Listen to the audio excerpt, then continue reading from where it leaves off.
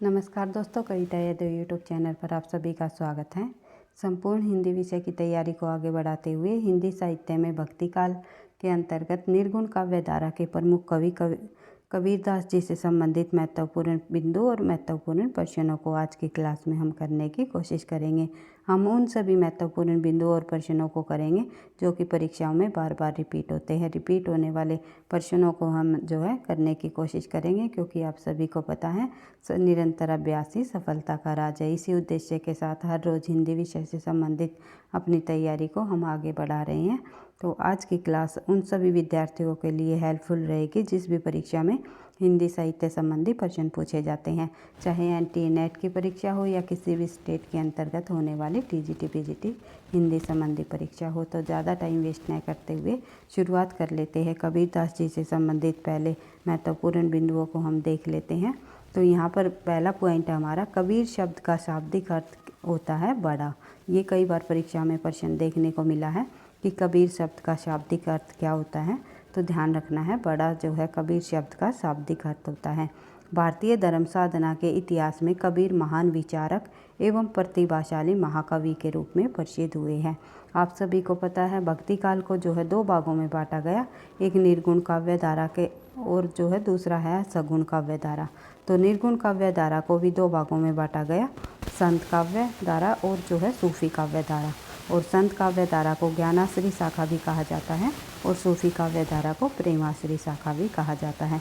इसी प्रकार सगुण काव्य धारा को भी जो है दो भागों में बांटा गया, जो है कृष्ण भक्ति काव्य धारा और जो है राम भक्ति काव्य धारा। तो इन सभी चार भागों में जब इनको बांटा गया हमारे भक्ति काल के अंतर्गत आने वाले प्रमुख कवियों को, तो उनमें कबीरदास जी का नाम निर्गुण भक्ति काव्य धारा के अंतर्गत आता है और वो भी निर्गुण भक्ति काव्य धारा में संत कवियों से संबंधित रहे हैं। संत काव्य धारा के अंतर्गत ये आते हैं और संत काव्य धारा के प्रतिनिधि कवियों के रूप में जाने जाते हैं कबीरदास जी।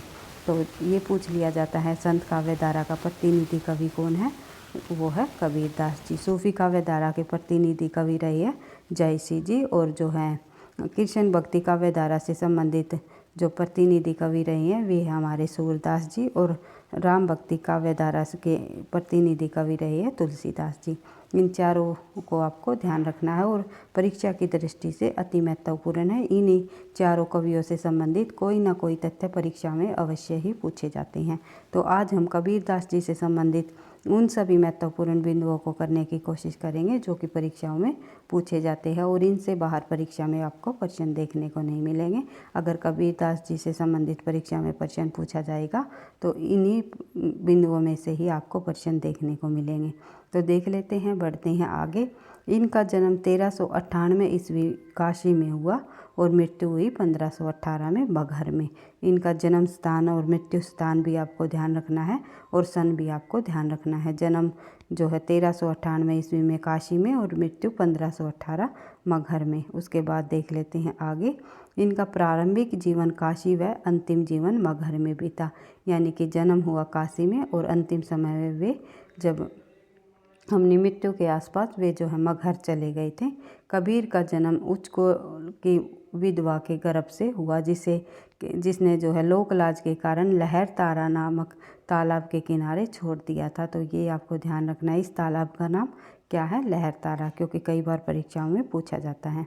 उसके बाद बात करें आगे। भाग्यवश नीरू नामक जुलाहा अपनी पत्नी नीमा के साथ वहाँ से गुजर रहा था तो उन्हें उठाकर घर ले आया, यानी कि कबीरदास जी जब नदी में लहर तारा तालाब के में जब तैर रहे थे तो वो एक टोकरी में तैरते हुए जा रहे थे।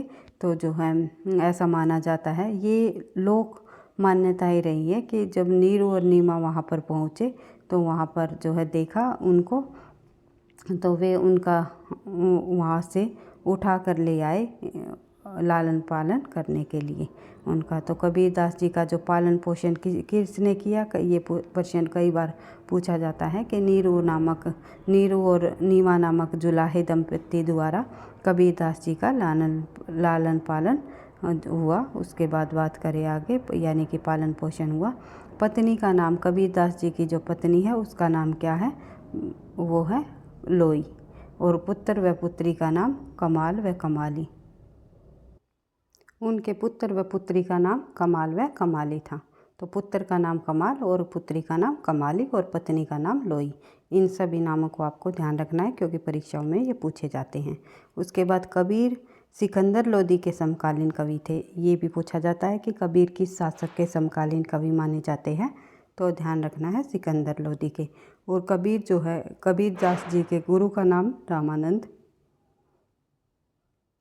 अर्थात वे रामानंद के 12 शिष्य में शामिल रहे हैं कबीर दास जी, ध्यान रखना है। बढ़ते हैं आगे। अगर कबीर दास जी के सूफ़ी गुरु पूछ लिया जाए तो जो है शेख तकी का नाम आएगा, शेख तकी। उसके बाद निरक्षक होने के पश्चात भी कबीर बड़े बड़े दार्शनिक को, विद्वानों के कथन को कागज़ की लेखी कहकर ठुकरा देते थे। निरक्षकता को स्वयं जो है कबीर दास जी ने स्वीकार किया है। जैसे कि उनके दोहे से हमें पता भी चलता है कि कबीर दास जी निरक्षर थे, यानी कि अनपढ़ थे, उन्हें पढ़ना लिखना नहीं आता था। तो जैसे कि मासी कागज़ छुओ नहीं, कलम का ही नहीं हाथ, उनके इस दोहे से हमें पता चलता है कि मैंने कभी कागज़ को छुआ तक नहीं और कलम को जो है कभी हाथ नहीं लगाया। उसके बाद बढ़ते हैं आगे। कबीर हिंदी के प्रथम रहस्यवादी कवि थे। ये आपको ध्यान रखना है क्योंकि हिंदी के प्रथम रहस्यवादी कवि कौन थे, इस प्रकार से प्रश्न पूछा जाता है। तो कबीर दास जी को माना जाता है हिंदी का प्रथम रहस्यवादी कवि। और एक हमारी है महादेवी वर्मा। हिंदी साहित्य में महादेवी वर्मा भी काफ़ी जो है बड़ी रहस्यवादी कवित्री हुई है हिंदी साहित्य के अंतर्गत।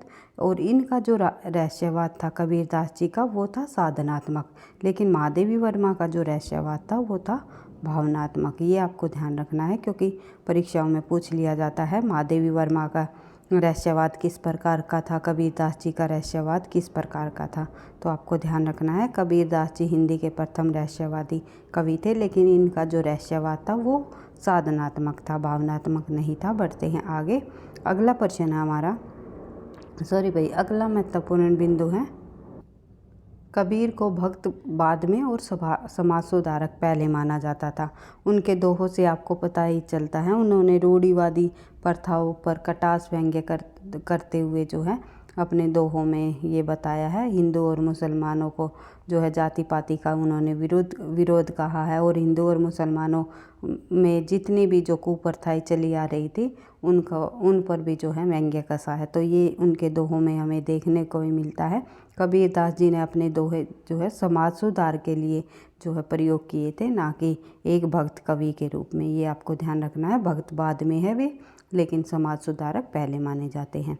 बढ़ते हैं आगे। कबीर की रचनाओं का जो संकलन बीजक में संग्रहित है और इसके जो संकलन करता है वो है धर्मदास जी। कई बार पूछा जाता है कबीर की रचनाओं का संकलन बीजक मतलब किस में है, तो आपको ध्यान रखना है बीजक में। और इनकी जो इसके जो बीजक के संकलन करता कौन माने जाते हैं, तो धर्मदास। ये आपको ध्यान रखना है। और बीजक शब्द का अर्थ भी पूछ लिया जाता है कई बार। तो बीजक शब्द का अर्थ है छिपा हुआ या गुप्त रूप से। उसके बाद बात करें आगे। कबीर की रचनाओं का सबसे पहले प्रकाशन H.H. विल्सन ने करवाया। ये भी आपको ध्यान रखना है। और कबीर ने जो हठयोग या सठ चक्कर या शून्यवाद या गुरु की महिमा की जो परंपरा थी, ये सभी चीज़ें जो है उन्होंने नाथों से ग्रहण की। कई बार पूछा जाता है कबीर दास जी ने नाथों से क्या ग्रहण किया, सिद्धों से क्या लिया उन्होंने, सूफियों से क्या लिया, और इस्लाम धर्म से उन्होंने क्या ग्रहण किया, वैष्णव से उन्होंने क्या लिया। तो इस प्रकार से हर एक महत्वपूर्ण बिंदुओं को आपको बार बार रिपीट करते हुए चलना है, बार बार रिवाइज करते हुए चलना है, क्योंकि सफलता का राज क्या है, निरंतर अभ्यास। हर एक उन सभी महत्वपूर्ण बिंदुओं को हम प्रश्न उत्तरों के माध्यम से भी बार बार रिवाइज करेंगे, जो कि परीक्षाओं में बार बार पूछे जाते हैं, अर्थात रिपीट होते हैं। तो देख लेते हैं कबीर दास जी ने जो नाथों से ग्रहण किया वो है हठ योग, शठ चक्कर, शून्यवाद व गुरु की महिमा। उसके बाद कबीर ने इस्लाम धर्म से एक ईश्वर मूर्ति पूजा का खंडन व अवतारवाद का खंडन लिया है। और कबीर दास जी ने वैष्णव से जो है अहिंसा को ग्रहण किया है। और कबीर ने उपनिषद व वैदिक ग्रंथों से माया, जीव जगत, तथा ब्रह्मा संबंधी विचार को ग्रहण किया है। उसके बाद कबीर की भाषा को क्या कहा जाता है? पंचमैली खिचड़ी, जो कि किसने कहा? श्याम सुंदर दास जी ने। कबीर दास जी की भाषा को पंचमैली खिचड़ी किसने कहा? ये आपको पता ही है, श्याम सुंदर दास जी ने। और कबीर की भाषा को सदुकड़ी नाम किसने दिया? वो दिया आचार्य रामचंद्र शुक्ल ने। हर एक पॉइंट को आपको ध्यान रखना है। और कबीर दास जी को वाणी का डायरेक्टर कहने वाले विद्वान कौन है? तो ये है हजारी प्रसाद द्विवेदी। जो श्याम सुंदर दास जी ने कबीर दास जी की भाषा को पंचमैली खिचड़ी कहा, तो पंचमैली में ब्रज, बुंदेली, खड़ी बोली, पंजाबी व फारसी शब्दों को सम्मिलित किया गया है। तो ये पूछ लिया जा सकता है कि इनमें से कौन सा शब्द श्याम सुंदर दास द्वारा मानी गई रामचंद्र शुक्ल जो ये कबीर दास जी की भाषा में शामिल नहीं है। तो इस पंचमैली खिचड़ी के अंतर्गत 5 भाषाओं के शब्दों को मिलाया गया है। तो आपको ध्यान रखना है किन किन भाषाओं को शब्दों को लिया है। उसके बाद आगे बढ़ते हैं। आईने अकबरी में कबीर को मुआवाहिद कहा है। मुआवाहिद किस में कहा गया है? कबीर दास जी को। या आईने अकबरी में कबीर दास जी को क्या कहा है? तो ये आपको ध्यान रखना है। उसके बाद डॉक्टर बच्चन के अनुसार देखें तो डॉक्टर बच्चन ने कबीर दास जी की भक्ति का जो प्रथम क्रांतिकारी पुरुष है वो कबीर दास जी को माना है डॉक्टर बच्चन जी ने। तो ये भी आपको ध्यान रखना है।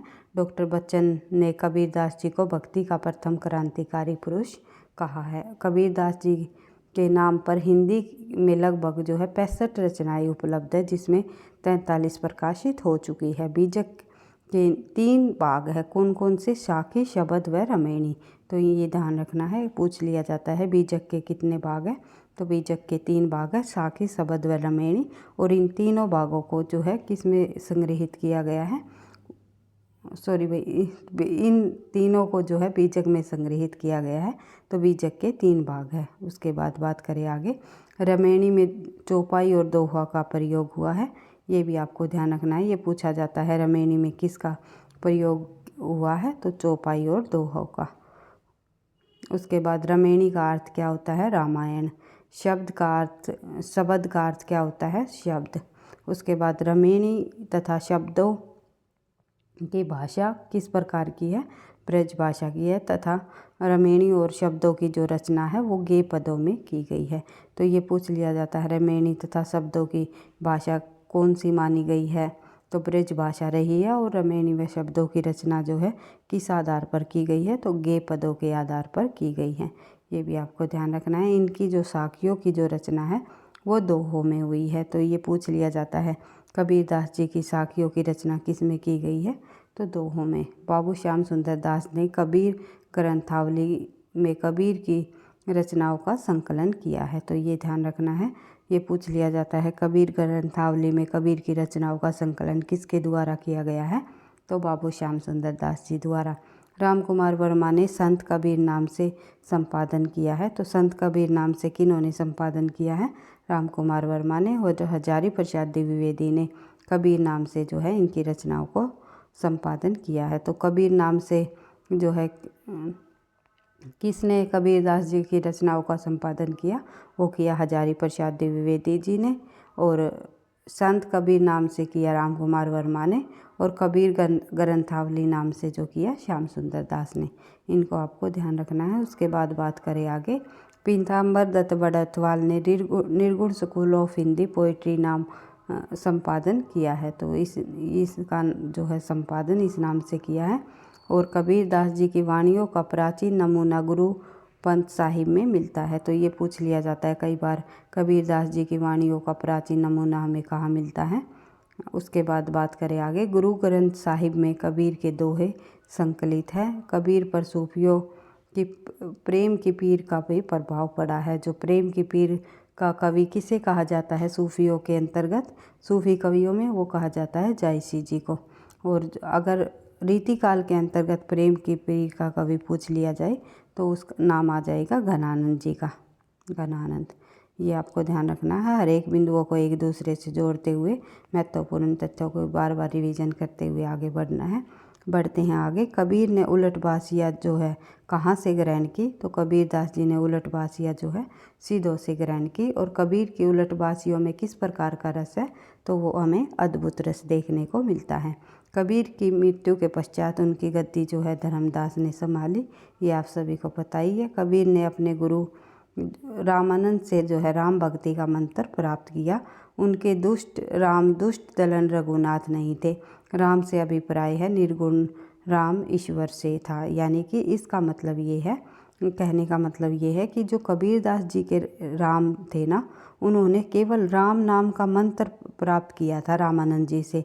उनके जो राम थे वे दशरथ पुत्र राम न होकर के केवल एक ईश्वर का उन्होंने नाम से ही जो है जाप किया था कि राम राम राम, केवल एक ईश्वर थे वे, ना कि उनके जो सगुण का वैधारा मतलब सगुण रूप के राम रहे थे, सगुण राम नहीं रहे थे, जिसका गुण था, आकार था, नाम था। इनके राम का जो ना कोई गुण था ना कोई आकार था, यानी निर्गुण प्रवृत्ति के जो वे राम थे इनके, कबीरदास जी के। और जो रामानंद जी के जो राम थे वे थे दशरथ पुत्र दुष्ट दलन रघुनाथ जी, यानी कि सगुण धारा के राम। उसके बाद बात करें आगे। अगला आई होप आप समझ रहे होगे। अगर आप भाई पहली बार चैनल पर हो तो चैनल को सब्सक्राइब कर लेना, क्योंकि हर रोज़ हिंदी विषय से संबंधित हम महत्वपूर्ण बिंदुओं को जो परीक्षाओं में रिपीट होते हैं तो उनको अधिक से अधिक अभ्यास करते हुए, बार बार रिवीजन करते हुए हम आगे कर रहे हैं। और अगर जो है आपको वीडियो पसंद आती है, लगता है आपकी परीक्षाओं के लिए ये हेल्पफुल है, तो प्लीज़ वीडियो को लाइक करते हुए भी चलना है, क्योंकि आपके लाइक और कमेंट से मुझे नेक्स्ट क्लास बनाने का मोटिवेशन भी मिलता है। तो देख लेते हैं आगे। अगले पॉइंट पर हम देख लेते हैं। उन्होंने राम को निर्गुण रूप में स्वीकार किया है, यानी कि मैंने आपको बता ही दिया है। कबीरदास जी ने जो है राम को किस रूप में स्वीकार किया है, तो निर्गुण रूप में। निर्गुण राम की उपासना का ही संदेश देते हैं। निर्गुण राम जपू रे भाई, निर्गुण राम जपू रे भाई, इस प्रकार से उन्होंने कहा है। उसके बाद बात करें आगे। उनकी राम भावना ब्रह्मा भावना से संवरता मिलती जुलती है, और उनके राम निर्गुण राम से के ही पर्यायवाची रहे हैं। ब्रह्म जीव जगत या माया आदि तत्वों का निरूपण उन्होंने भारतीय अद्वैतवाद के अनुसार किया है। यानी कि ये पूछ लिया जाता है कई बार, कबीरदास जी जो है किस दर्शन से प्रभावित थे या उन्होंने किस दर्शन को अपनाया है, तो अद्वैतवाद को। उसके बाद बात करें आगे। इनके अनुसार जगत में जो कुछ भी है वह ब्रह्म ही है और अंत में ब्रह्म में ही लीन हो जाते हैं। तो ये कबीरदास जी के द्वारा कहा गया है। संसार की मिथ्या व माया के भ्रम का आख्यान भी कबीरदास जी ने अद्वैतवादी विचारधारा के अनुरूप ही किया है। उसके बाद बात करें आगे। कबीर के जीवन संबंधित जानकारी रामानंद के शिष्य अनंत दास की जो रचना है कबीर परिचय से हमें मिलती है। तो अगर ये पूछ लिया जाए निम्नलिखित में से किस ग्रंथ के माध्यम से हमें जो है कबीरदास जी के जीवन संबंधी जानकारी प्राप्त है, तो ध्यान रखना है अनंत दास जी के रचना कबीर परिचय के माध्यम से हमें कबीरदास जी के जीवन संबंधी जानकारियाँ प्राप्त होती है। और जो ये अनंत दास जो है ये भी कबीर रामानंद जी के ही शिष्य रहे हैं। कबीरदास जी भी रामानंद जी के ही शिष्य थे। उसके बाद बात करें आगे। अगला प्रश्न हमारा आगे हमारे महत्वपूर्ण प्रश्न जो कि परीक्षाओं में रिपीट होते हैं, उन प्रश्नों को भी हम जो है जल्दी जल्दी करने की कोशिश करेंगे, ताकि जितने भी हमने महत्वपूर्ण बिंदु पढ़े हैं उनकी भी रिवीजन आपको साथ साथ हो जाए। और साथ ही जो है और नए प्रश्न भी कबीरदास जी से संबंधित अगर कोई और अन्य नया बिंदु भी पूछा जाए तो भी प्रश्न उत्तरों के माध्यम से आपके कंप्लीट होते चले जाए। तो बढ़ते हैं आगे, देख लेते हैं। कबीरदास जी का जन्म आप सभी को पता है 1398 काशी में हुआ। स्थान क्या था? काशी। उसके बाद कबीर का जन्म कहाँ हुआ ये हमने देख ही लिया, काशी में। उसके बाद जो है कबीर के बाद उनकी गद्दी किसे मिली, तो कबीरदास जी के बाद उनके गद्दी जो है धर्मदास जी ने संभाली। कबीर की वाणी का कबीर की जो वाणी है वो बीजक का संकलन किसने किया? एक सेकंड। बीजक के संकलनकर्ता कबीर के जो साखी शब्द व रमेणी, इनको बीजक में संग्रहित करने वाले जो है विद्वान धर्मदास जी रहे। कबीर की वाणी बीजक में तीनों भागों का सही अनुक्रम बताइए। तो सही अनुक्रम के अनुसार जब हम बात करें तो आंसर होगा हमारा रमेणी शब्द और साखी।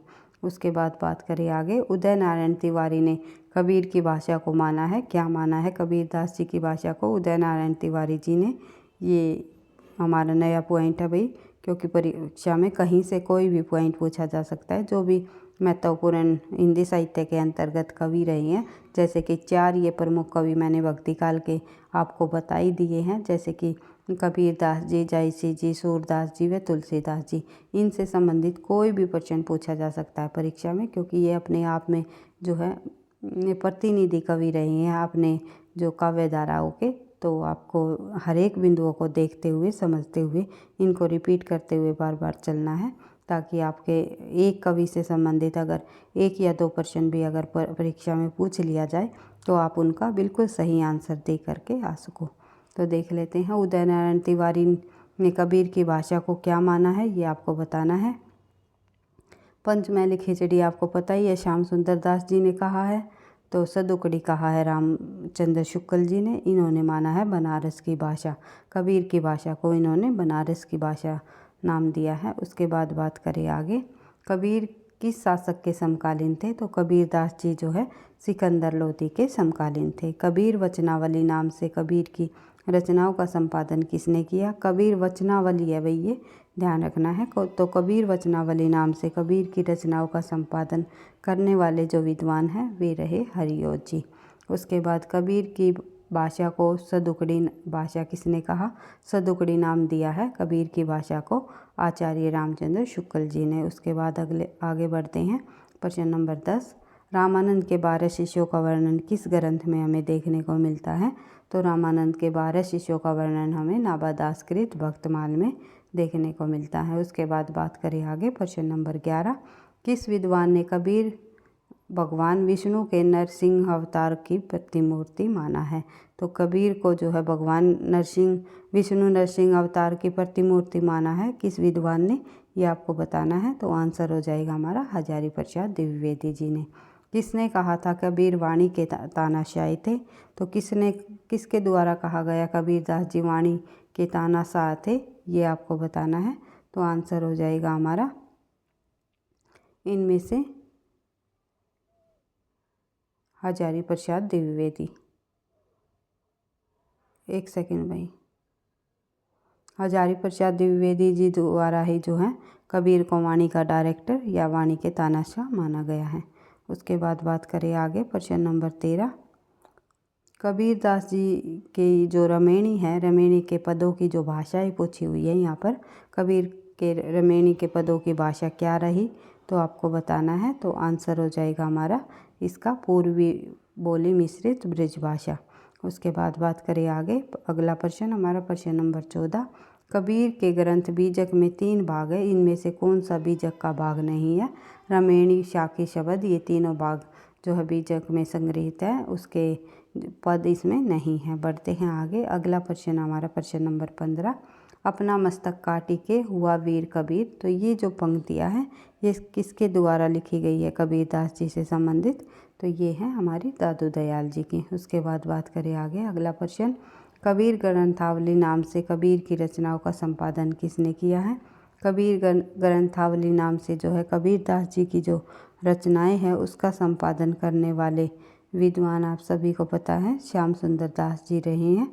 श्याम सुंदर दास जी द्वारा कबीर की रचनाओं कबीर ग्रंथावली नाम से कबीर की रचनाओं का संपादन किया है।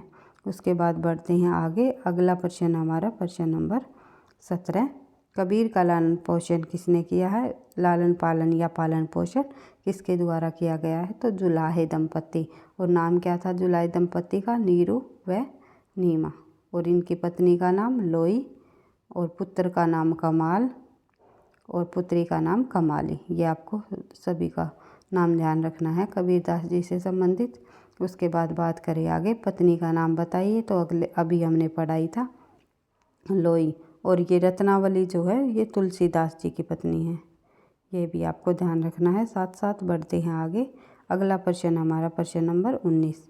किस आलोचक ने कहा कि इसमें से कोई संदेह नहीं कि कबीर ने ठीक मौके पर जनता के उस बड़े बाग को संभाला जो नाथपंथियों के प्रभाव व भक्ति रस से शून्य पड़ता जा रहा था। तो ये कथन है, ये किसके द्वारा कहा गया?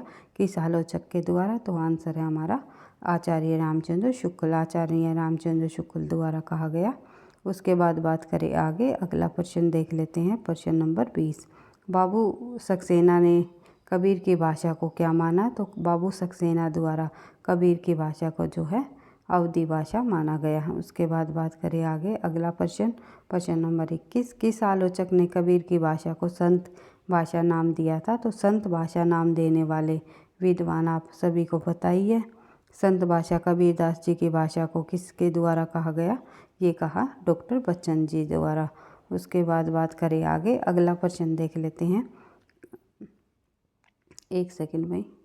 तो इस प्रश्न में आपको कंफ्यूज नहीं होना है, तो ये ध्यान रखना है कि संत कबीर नाम से कबीरदास जी की रचनाओं का संपादन किसने किया? तो राम कुमार वर्मा का नाम आएगा। संत भाषा कहा है कबीरदास जी की भाषा को बच्चन सिंह ने। उसके बाद बात करें आगे। अगला प्रश्न हमारा, बीजक के किस भाग में कबीर के दोहों का संकलन किया गया? तो बीजक के किस भाग में कबीर के दोहों का संकलन किया गया? भाई दोहों का संकलन जो है कबीरदास जी के किस में किया गया? बीजक के किस भाग में? तो आंसर क्या है हमारा?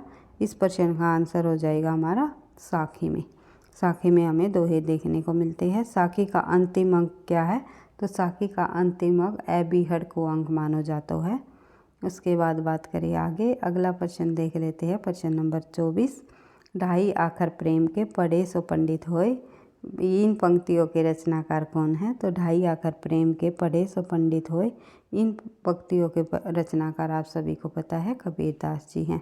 उसके बाद आगे बढ़ते हैं। अगला प्रश्न, प्रश्न नंबर 25। कबीर की उलटबासी किससे प्रभावित है? उलटबासियाँ जो कहाँ से ग्रहण की थी कबीरदास जी ने? तो संत सिद्धों से ही उन्होंने उलटबासियों को लिया था। उसके बाद बात करें आगे। कबीर की जो मृत्यु है कब हुई? तो कबीर की मृत्यु निम्नलिखित में से 1518 ईस्वी में हुई। और कहाँ पर हुई?